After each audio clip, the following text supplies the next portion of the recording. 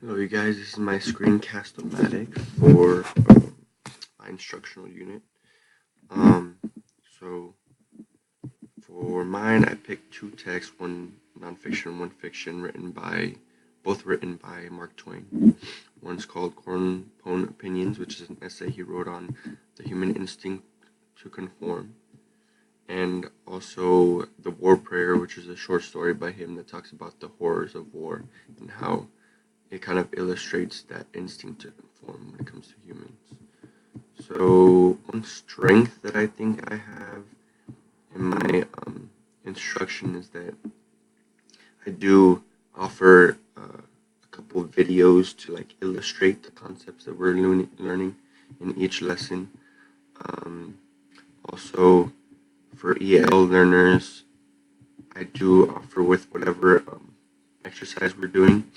I do have language and sentence frames for them to use so that they could kind of apply those skills of and develop their use for the language.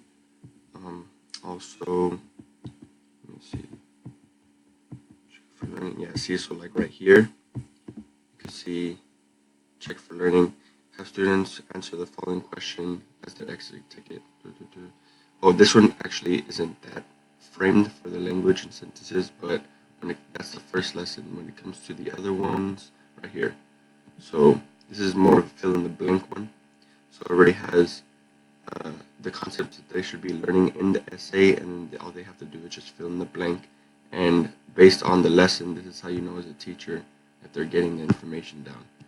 And then also right here, so this is an exercise, and the sentence frame that I use right here, it's get students to use sentence starters, like using the word phrase. This causes the reader to think about whatever.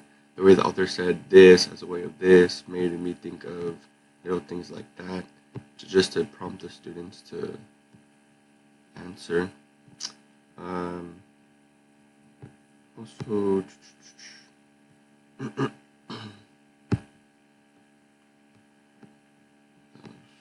Also, so something that I think I need to work on for this is actually applying knowledge to make it a more inclusive classroom for other populations of students, for either the disabled, more visual, tactile um, students, and just other students in general.